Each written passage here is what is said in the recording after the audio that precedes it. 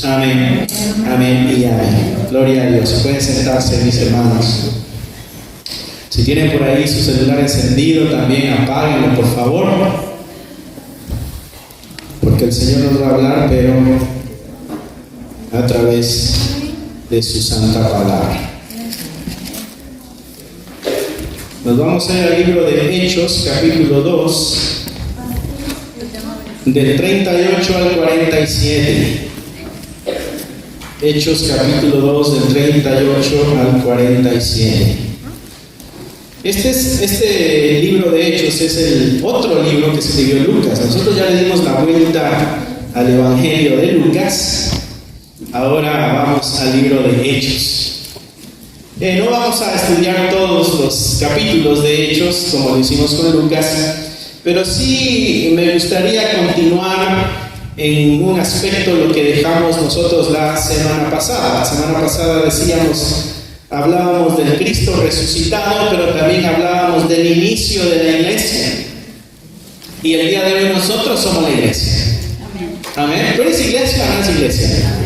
Sí, ¿verdad?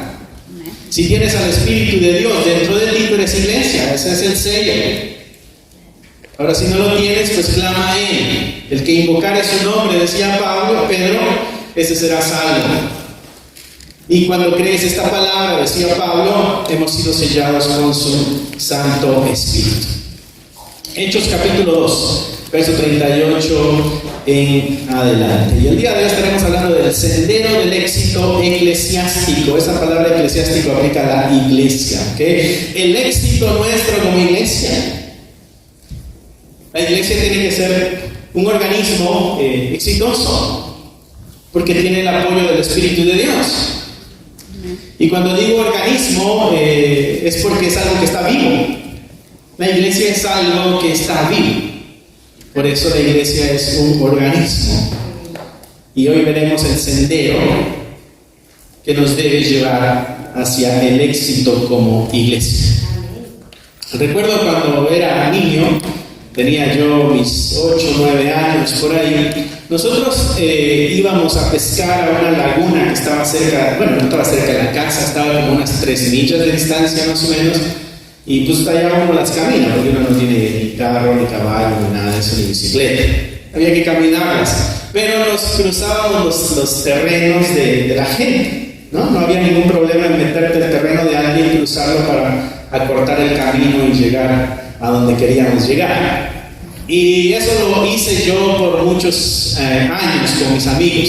Nos íbamos a pescar ahí, pero yo no soy bueno para andar sin GPS. Yo sin GPS no la hago, ¿no? Entonces una vez llegó, recuerdo, el esposo de mi tía a la casa, llegaron unos sobrinos y me dijeron, ¿por qué no nos llevas a la laguna a pescar? Y yo dije, sí. Y dije, yo conozco un camino corto, ¿no? Y dije, pues los voy a llevar por donde siempre nos vamos. El problema es de que acababan de hacerse las siembras de maíz, de frijol, entonces los caminitos que se quedaban marcados, que uno ya reconocía, ahora ya no estaban marcados los caminitos. Y dije, órale, ¿y ahora cómo cruzo? ¿No? Entonces yo me iba corriendo, me subí a algún árbol para ver a la distancia, a ver por dónde más o menos estaba la laguna, y decía, por aquí nos vamos, ¿no? Esa travesía recuerdo que fue bastante cansada físicamente y emocionalmente también, porque dije, yo ya vine a perder a estos tipos que iban de la ciudad capital, ¿no? Esos son los que viven entre el asfalto y entre el concreto, entre los edificios, y nosotros que vivimos en el campo, ¿no? Estos pobres iban muriendo en el camino que nunca habían caminado tanto en su vida, menos entre ramas y esos, ¿no? Pero cuando venía la cosecha y comenzábamos otra vez a caminar por ahí, se volvían a marcar los senderos para llegar a ese lugar. Y a través del tiempo, pensando en esto, a través del tiempo, la iglesia, de pronto hemos perdido el sendero que una vez se marcó. Así que es necesario regresar a los caminos primeros para ver qué camino es el que nos lleva a la meta, porque pudiera ser que ya los hayamos perdido y andemos caminando sin saber la dirección correcta, ¿no? Así que, capítulo 2 de Hechos, verso 38, recuerda que la iglesia ya está llena del Espíritu Santo. Eso sucedió en el capítulo 2, la iglesia ya tiene al Espíritu de Dios. Hay algunos que no recibieron al Espíritu Santo y cuando vieron a la iglesia llena del Espíritu Santo dijeron: estos están borrachos, ¿no? Y Pedro dice: no están borrachos, lo que pasa es que ustedes son carnales y no entienden las cosas del Espíritu Santo. Entonces Pedro les explica y les predica y les dice que es necesario que ellos se arrepientan, porque son responsables de la muerte de Cristo. Y ahora Cristo es el Rey que viene a juzgar. Entonces es bueno hacer la paz con este Rey que viene, porque viene con su juicio. Y ellos se compungieron, dice la Escritura, y pidieron perdón. Y se arrepintieron y comienza la iglesia a avanzar. Verso 38, Pedro les dice: arrepentíos y bautícese cada uno de vosotros en el nombre de Jesucristo para perdón de los pecados, y recibiréis el don del Espíritu Santo, porque para vosotros es la promesa, y para vuestros hijos, y para todos los que están lejos, para cuantos el Señor nuestro Dios llame. Esto es para ustedes, dice Pablo. Esto nos dice a nosotros, esto es para nosotros. La promesa del Espíritu de Dios es para nosotros. La vida exitosa de la iglesia es para nosotros, porque somos la iglesia. Y entonces en el verso 40 dice: y con otras muchas palabras testificaba y les exhortaba diciendo: sed salvos de esta perversa generación. Así que los que recibieron su palabra fueron bautizados y se añadieron aquel día, ¿cuántos dice la palabra de Dios? Como 3,000 personas. Mi hermano, ¿te imaginas ese momento de evangelístico de Pedro predicando y de pronto se llenaron los lugares de reunión? 3,000 creyentes de golpe. Gloria a Dios. La iglesia tiene que estar preparada para cuando eso suceda. ¿Cómo recibimos 3,000 de golpe, no? Bueno, 3,000 llegaron, pero estas cosas, mis hermanos, no suceden por magia. Porque aquí Lucas nos escribe y nos da este sendero que les decía, marcado por donde nosotros debiéramos caminar para poder ser también una iglesia exitosa. Y algo que vemos en estos versos del 40 al 41 es de que el camino, mis hermanos, para ser una iglesia exitosa es un camino de evangelización. No podemos esperar que los 3,000 lleguen sin nosotros anunciarles el Evangelio. Hay que anunciar el Evangelio. No podemos tener nuestros labios cerrados. El verso 40 dice que con muchas palabras testificaba y les exhortaba. O sea, es un constante y es un trabajo arduo el comunicar el Evangelio a alguien y esperar en la gracia de Dios para que su corazón sea tocado y transformado. Si queremos ser una iglesia exitosa nosotros, vamos a tener que seguir este sendero. Y el primer paso que nos muestra aquí este verso, después del Espíritu Santo, obvio, es la evangelización. Con muchas palabras testificaba Pedro. No fue un verso bíblico. Buscó las maneras de cómo presentar esta verdad. Buscó la forma de cómo despertar el deseo de hacer las paces con Dios. Buscó la forma de hacerle ver a la gente de que era necesaria la salvación. Ese es el trabajo nuestro. El trabajo como iglesia es un trabajo evangelístico. Hay muchas formas en que podemos presentar el Evangelio del Señor. No hay solo una manera, hay muchas maneras. Una manera muy eficaz, mi hermano, es contar tu historia. ¿Quién tú eras? El momento cuando te encontraste con Cristo y descubriste la necesidad de salvación. ¿Y quién tú eres ahora? Y el mayor enfoque debe ser en el momento cuando Cristo llegó a tu vida y el tipo de persona que eres ahora. Por eso eres testigo. Un testigo es aquel que da fe de algún evento, de algún cambio, de la transformación en este caso. Tú y yo, con nuestras vidas transformadas, debemos dar testimonio del poder de Dios. Y esa es una forma de evangelizar. Nuestras vidas transformadas, ¿no? Otra cosa que dice acá este escrito es de que les exhortaba también.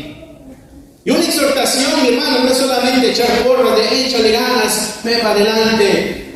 avanza, conquista. Una exhortación no es solamente ese aspecto, también es reprensión la exhortación. También es decirle al hermano, tú necesitas el perdón de tus pecados y la salvación en Jesucristo. Pedro les dijo a ellos, ustedes mataron a Cristo, aquel que ya resucitó, aquel que está a la diestra de Dios Padre, el que va a venir a juzgar a vivos y a muertos. Y Pedro les dijo, ustedes mataron a ese y va a venir a juzgar. Imagínate si tú estás en ese grupo de personas donde te están diciendo, tú lo mataste y viene ahora a hacer juicio. ¿Qué crees que va a pasar en tu corazón? Por eso la Escritura dice que se compungieron en mi corazón y dijeron, ¿qué haremos? Y Pedro les dice, arrepiéntanse, pidan perdón, bautícense en el nombre del Padre, del Hijo y del Espíritu Santo. Hay que exhortar a aquel que está escuchando el mensaje. Y la gente respondió. Hay personas que no responderán al Evangelio, pero hay personas que sí van a responder al Evangelio. No porque alguien dijo no, vamos a tirar la toalla de anunciar el Evangelio. No porque alguien dijo no, esas son tonterías, son locuras, no hay prueba científica para eso. No por eso vamos a callar y decir, no, pues nadie quiere creer en el Señor, solamente nosotros, ¿no? Como Elías, solo yo quiero. No somos las superestrellas, no somos la última Coca-Cola del desierto. Hay mucha gente que todavía necesita escuchar el Evangelio, porque algo que nos decía el verso 39 al final era, para cuantos el Señor nuestro Dios llamare. Todavía hay mucha gente que necesita escuchar el llamado del Señor a través de la predicación tuya, mi hermano. Ahora somos iglesia. Ahora somos la iglesia de Cristo. Ahora tenemos al Espíritu de Dios. Tenemos el poder y la capacidad de anunciar estas verdades. Además, Santiago en una ocasión dijo, no para todos es la fe. Así que tú le anunciarás el Evangelio a muchos, pero no todos van a creer, pero algunos sí. Y por ellos, en honor a ellos y en honor al Señor, desde que tú y yo tenemos que evangelizar. Primer paso en este sendero de una iglesia exitosa, diríamos que es el evangelismo. Tenemos que evangelizar. Pero la historia continúa, verso 42. Dice, y perseveraban en la doctrina de los apóstoles, en la comunión unos con otros, en el partimiento del pan y en las oraciones. Y sobrevino temor a toda persona, y muchas maravillas y señales eran hechas por los apóstoles. Algo que aprendemos en estos pasajes, mis hermanos, para hacer esta iglesia exitosa, es de que el sendero por el cual debemos pasar nosotros es un sendero de perseverancia en la verdad. Debemos perseverar en la verdad de Dios. Dice aquí en el verso 42 que ellos perseveraban en la doctrina de los apóstoles. Tú y yo debemos asegurarnos de que estamos perseverando en la verdad. Tú tienes una Biblia al alcance. En tu casa, aquí, en tu celular, seguramente tienes una Biblia al alcance. Bueno, es necesario que la leamos, que la estudiemos, que aprendamos de ella, para que nos empapemos de la verdad.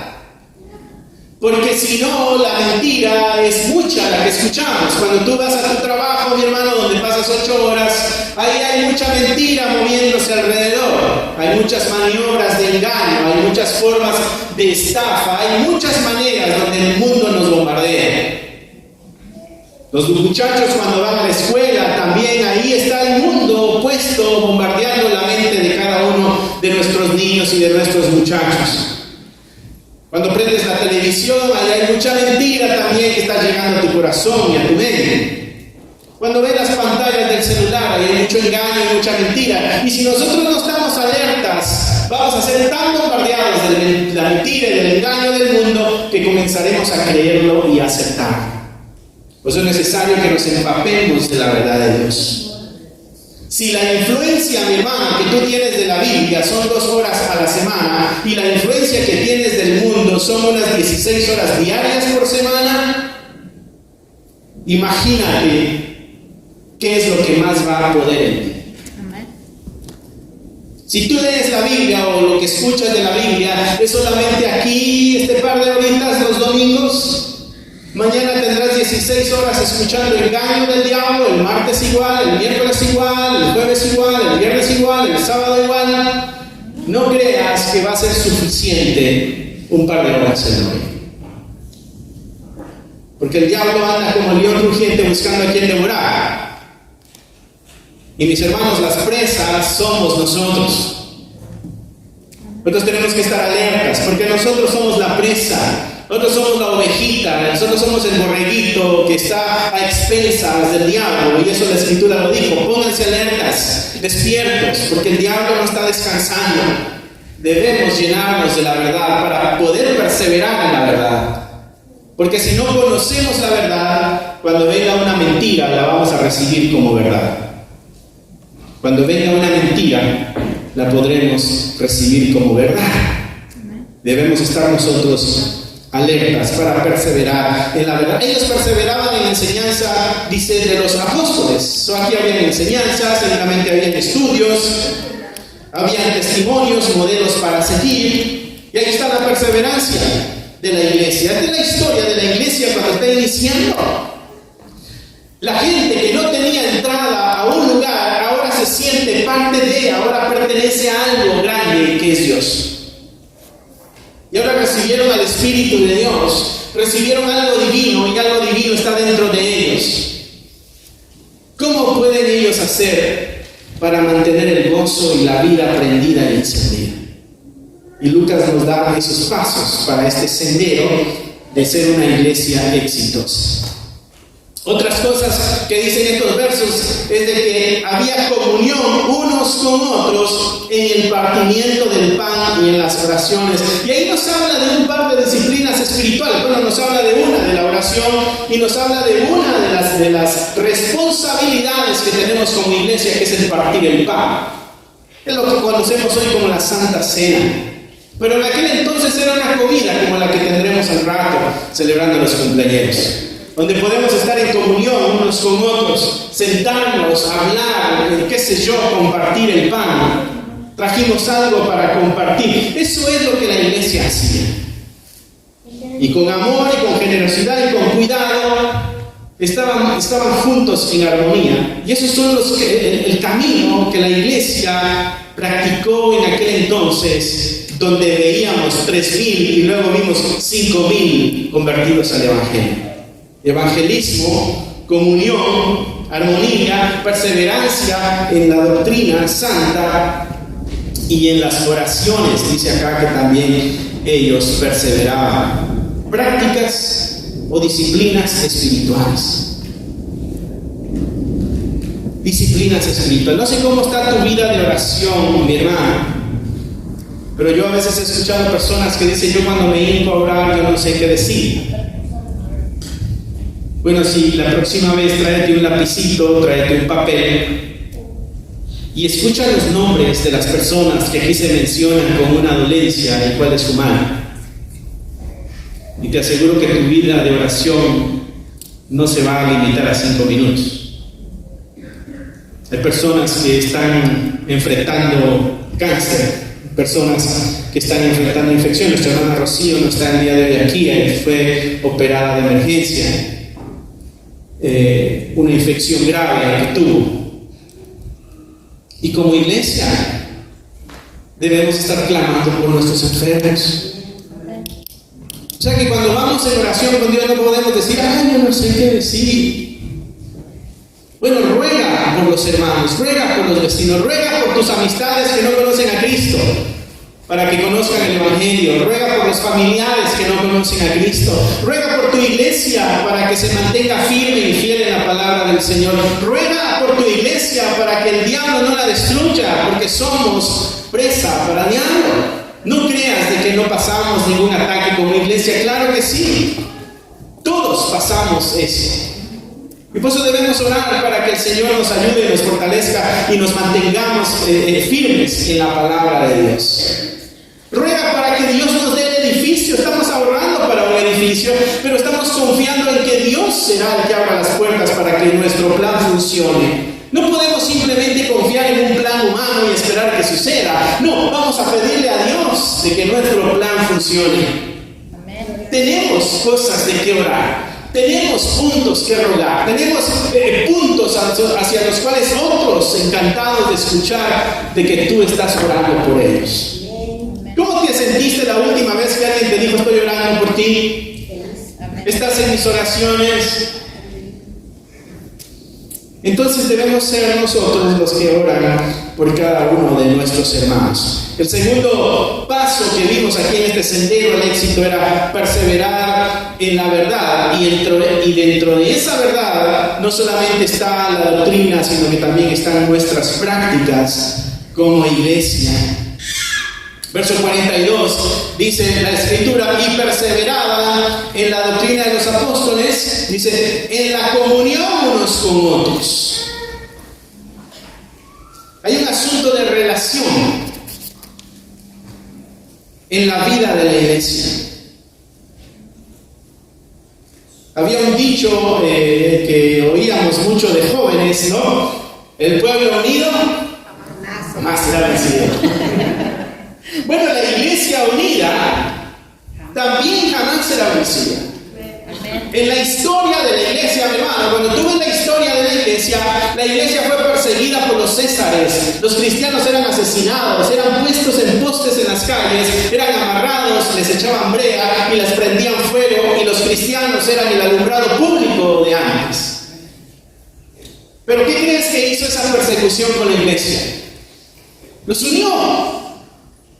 Se protegían el uno al otro, se escondían entre las cuevas donde enterraban a sus muertos, en las catacumbas como las conocemos.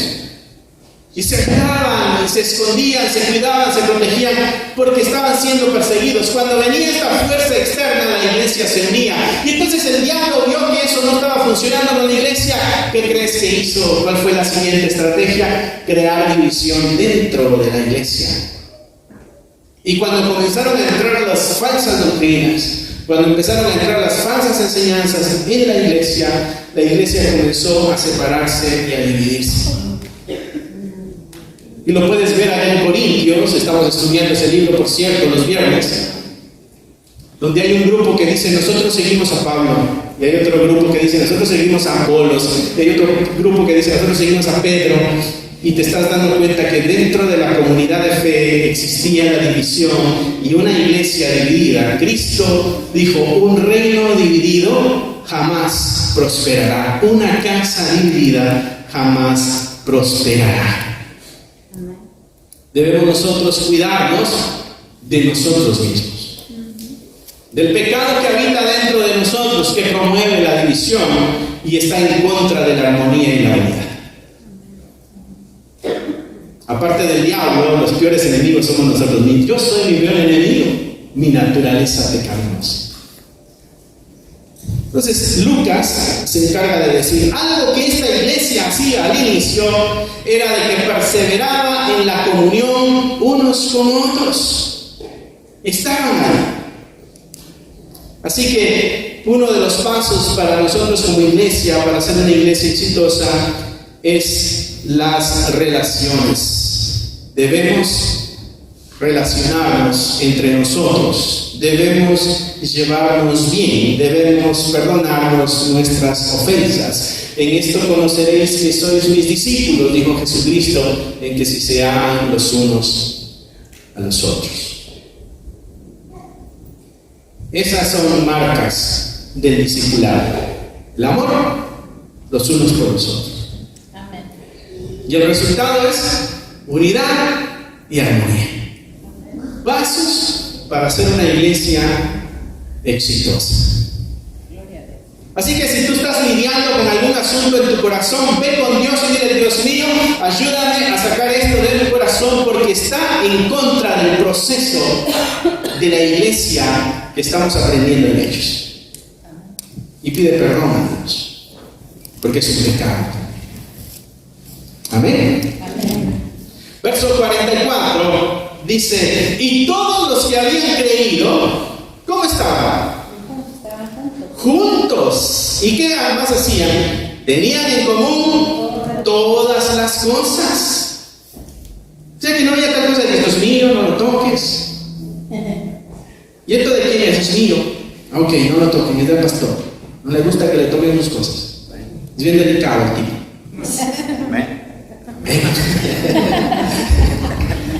De Carlos ni hablemos.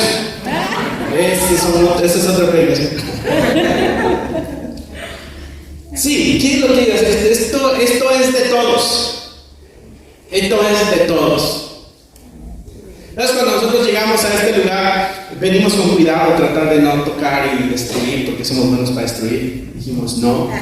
El pastor nos dijo: ese piano, úsenlo. Es de la iglesia, no es de nadie, es de la iglesia. No, que gloria a Dios, ¿no? Porque tienen en mente que se comparte todo, porque es de todos. O sea, no solo es el hecho de usarlo, porque es de todos, pero también es de cuidarlo, porque es de todos. Hay una doble responsabilidad, porque no es solamente mío, alguien más también lo necesita y lo usa. Hay este cuidado aquí. El hecho de compartir y tener en común todas las cosas, está la responsabilidad de generosidad, pero también está la responsabilidad de cuidado, porque alguien más también lo necesita. Un acto egoísta es pensar solamente en nosotros, en nuestro beneficio y en nuestro ganar, y no pensar en los demás. Amén. Así que otro aspecto en este sendero de la iglesia que va en un sendero exitoso es de que si nos ministramos los unos a los otros. Y ministerio lo que quiere decir es servicio, si nos servimos los unos a los otros. Aquel que quiera ser más grande, dijo Jesucristo, hágase el más pequeño de todos y sírvale a los demás. ¿Quieres tú ser grande en el cielo? Hazte el más pequeño en la tierra y sírvele a los demás. Jesucristo dijo eso cuando dos de sus discípulos se acercaron y le dijeron: Jesús, cuando vengas en gloria, ponme a mí a la izquierda y al otro a la derecha. Y dijeron: ya nos adelantamos a los demás, ya ganamos un par de puestos. Otro evangelista va todavía más lejos y dice que estos le dijeron a la mamá, y la mamá va con Jesús: ay Jesús, cuando vengas, ponme a mi hijo a la izquierda y al otro a la derecha. Porque tratamos de manipular el asunto para ver dónde se hace nuestra voluntad. Y Jesús le dijo: no, el que quiera ser más grande, hágase el más pequeño, humíllese ante los demás y sírvales a todos. El reino de los cielos es diferente al orden de la sociedad de este mundo. Está de cabeza, va diferente, porque es un mundo diferente. Amén.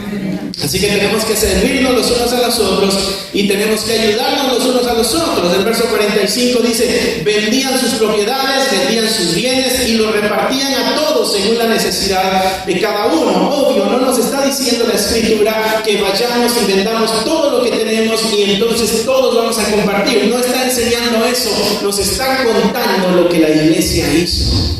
Y había una motivación en el corazón de ellos por haber hecho eso. Además, en la historia nada más lo vemos en Jerusalén. Esto no lo vemos en Efesios, ni en Corintios, ni en Gálatas. Ellos no hicieron eso. Esto sucede nada más ahí en Jerusalén. Pero hay una gran enseñanza, donde el corazón del creyente está dispuesto a no llamar nada propio por el bien de alguien más. No está diciendo ven y ven. Está diciendo mira al que está en necesidad. Quizá puedas extender la mano. Una iglesia que va en el camino exitoso es una iglesia que sirve y es una iglesia que se ayuda mutuamente. ¿Hay alguien en necesidad dentro de la iglesia? Bueno, la iglesia deberíamos de ayudarnos mutuamente. Así que cuando estés en alguna necesidad, mi hermano, no tengas vergüenza de decirle a algún hermano: necesito de la ayuda de ustedes. Estoy pasando este problema, sea económico, sea emocional, estoy pasando esta situación, necesito por favor que me ayuden, porque ustedes son mis hermanos. Y la Escritura dice que nos ayudemos los unos a los otros. No esperes que los hermanos tengan la capacidad de leerte la mente y saber lo que estás pasando. Dios te dio una boca para comunicar. Amén. Así que sirvamos y ayudémonos. los unos a los otros, ¿no? Verso 46, y ya con esto vamos a terminar. Ya vi que después de los 30 se me duerme, así que estoy tratando de terminar 25, 30 minutos. Algunos están rompiendo récord, a los 25 ya están durmiendo. Pero de acá los veo a todos. Verso 46 dice: y perseveraban unánimes cada día. ¿Dónde? En el templo. ¿Qué está haciendo esta gente en el templo? Bueno, partiendo el pan en las casas también lo hacían. Comían juntos, bien tristes, con alegría, gozosos. Así que si ves a alguno con cara de amargado ahorita que estemos comiendo allá, ¡hey! Mira lo que dice la Biblia. Amargado, mira. Es tiempo de sonreír y gozar porque hay comida sobre la mesa, ¿no? Dice que perseveraban unánimes cada uno en el templo, partiendo el pan en las casas, comían juntos con alegría y sencillez de corazón. Ya no es ese asunto de soy más, soy superior, valgo más, merezco más. ¿Y qué más hacía en verso 47? Alabando a Dios y teniendo favor con todo el pueblo. Oh, había testimonio de afuera también. No era solamente entre la iglesia. De pronto esta iglesia está brillando tanto que el mismo pueblo dice: qué bueno que está esta iglesia en medio de nosotros. Que seamos bendición a nuestra comunidad. Que la gente alrededor, a mí una vez una hermana hizo una pregunta, no me la hizo a mí, ella comentó una pregunta que le hicieron a su pastor, pero yo dije: ay Dios mío, que no me la haga a mí porque me voy a sentir bien mal. Y la pregunta era: si la iglesia donde tú estás se cierra el día de hoy, ¿la comunidad se va a enterar o no? Y dije yo: posiblemente nadie sepa que nosotros ya no estamos aquí.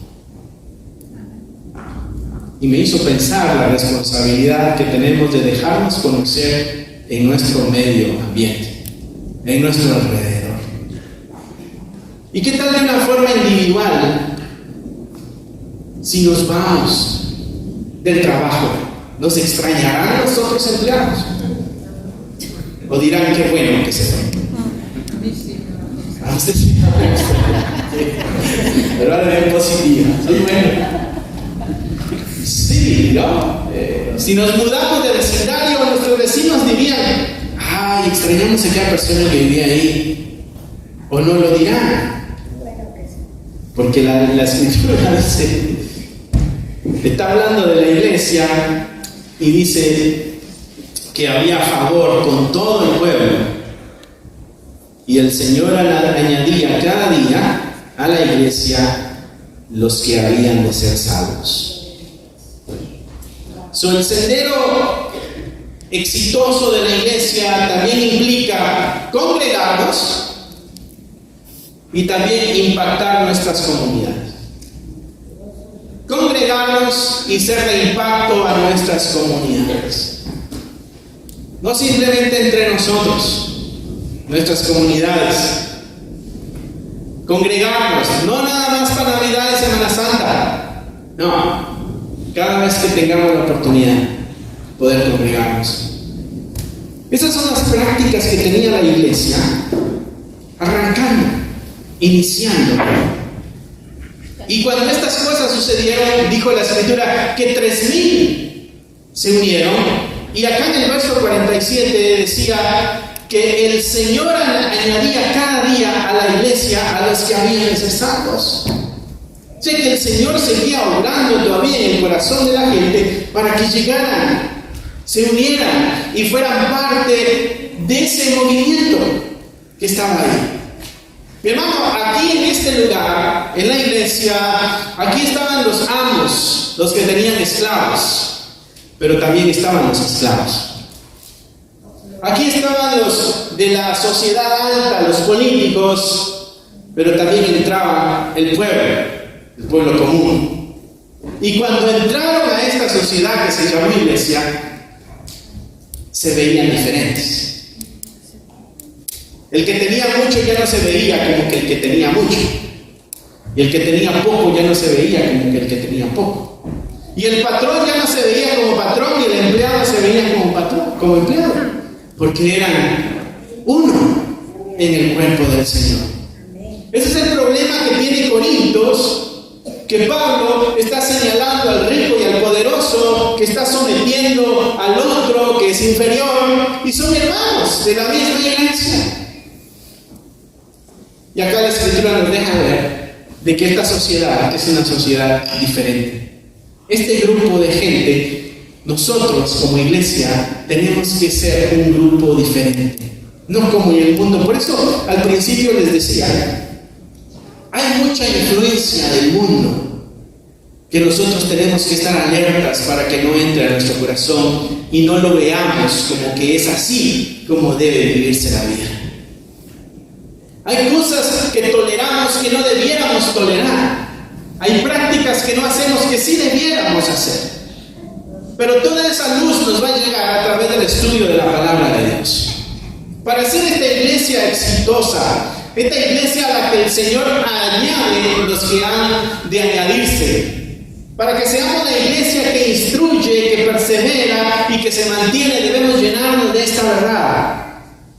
Para que los corazones que vienen a este lugar, mis hermanos, sean corazones que se alimenten de la verdad, que se alimenten del buen testimonio, que se alimenten de la vida diferente y santa, que no somos como el mundo, que no nos divertimos como el mundo, ni actuamos como el mundo, ni hablamos como el mundo, ni pensamos como el mundo, sino que somos totalmente diferentes al mundo, porque somos luz. Somos la iglesia de Cristo, somos el cuerpo del Señor, el cuerpo que vive en santidad, que vive en sacrificio, que vive en entrega. Esa es la iglesia, donde Cristo es la cabeza, pero nosotros somos el cuerpo, donde Él inició una tarea, pero nosotros continuamos la tarea. Y esto es lo que la iglesia está haciendo. Y eso es lo que nos corresponde a nosotros como iglesia hacer. Seguir los senderos, volver a tomar los pasos, volver a seguir la dirección que en un momento esta iglesia tuvo, porque esa dirección es la que Dios estaba bendiciendo constantemente. Nos toca regresar a ver los inicios del cuerpo de Cristo y comenzar nosotros a brillar en medio de nuestra comunidad, de nuestra sociedad, de nuestras familias, y podamos nosotros ver el resultado del verso 47. El Señor añadía cada día a la iglesia a los que habían de ser salvos. Se puede desarrollar integralmente la iglesia y se puede alcanzar muchas vidas. El reto para nosotros, mis hermanos, el día de hoy es de que salgamos de nuestra comunidad, de nuestra comodidad hacia nuestra comunidad. Que hablemos esta verdad, que nos llenemos de la verdad para que cuando la mentira llegue, nosotros digamos, eso no lo dejo entrar en mi corazón, en mi mente. Y que promovamos las prácticas de unión, de armonía y de amor dentro de la comunidad de fe. Y entre todo eso, mis hermanos, recuerda que la persona que tienes sentada a tu lado es imperfecta y es pecadora y está en el camino a la perfección. Quiere decir que hay mucho también que hay que ir perdonándonos los unos a los otros. No esperes perfección. No pidas lo que no puedes dar. No esperes recibir lo que tú no puedes dar. Amén. Vamos a cerrar nuestros ojos ahí. Padre, que Dios te bendiga, mi hermano. Gracias por haber escuchado la palabra de Dios. Es un gusto para nosotros saber de que este mensaje está alcanzando muchas vidas. Nuestro deseo es de que tú crezcas al igual que nosotros vamos avanzando en el conocimiento de la palabra de Dios. Si a ti te gustaría ser parte de este ministerio y ayudarnos de una forma económica, aquí abajo hay un link que te dirigirá a la página de PayPal y tú podrás hacer ahí tus donaciones si es que así lo quieres, si es que así el Señor ha puesto en tu corazón. Otra forma en que tú nos puedes ayudar también es a través de tus oraciones. Necesitamos de tus oraciones. Somos la iglesia de Cristo y la iglesia de Cristo siempre está bajo ataque. Necesitamos de tus oraciones. Así que gracias una vez más. Es un gusto poder saber de que somos útiles para tu vida espiritual en este caso. Bendiciones y esperamos en Dios vernos pronto. Bye.